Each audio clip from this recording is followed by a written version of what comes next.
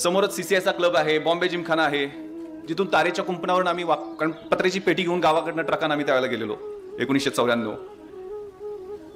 कुठलंही बॅकग्राऊंड नाहीये, आई वडील 4थीच्या वर शिकलेले नाहीयेत. त्यावेळेला CCI क्लब, बॉम्बे जिमखाना याच्यातनं कुंपणावरनं डोकावून बघायचो आज स्क्वॉश कसे खेळतायत, टेनिस कसे खेळतायत, स्विमिंग आणि मोठमोठ्या ऍक्टिव्हिटी बड्या लोकांच्या. मेट्रो थिएटर 5 मिनिटाच्या अंतरावर आहे.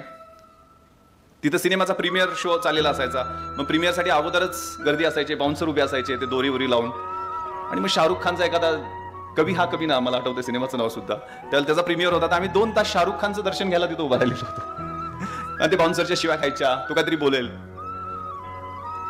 1 वर्ष पेकाट मोडे तोपर्यंत अभ्यास केला, जिद्दीनं परीक्षेची तयारी केली. IPS झालो, परिस्थिती बदलली.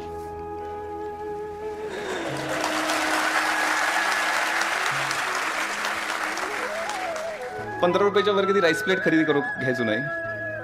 ताज हॉटेलमधनं बाहेरून उशाळभूतपणे पाहायचो, तिथं कधी चहा प्यायला मिळेल ह्याचंही स्वप्न पाहिलं नाही. ज्या हॉटेलमध्ये चहा प्यायचं स्वप्न पाहिलं नाही, त्याच रात्री 26/11च्या रात्री त्याच हॉटेलमध्ये सगळ्यात जास्त माझी वाट पाहत होते. आणि सगळ्यात मोठा पुरस्कार माझ्या आयुष्यातला तिथं लढाई केल्यामुळे मिळाला.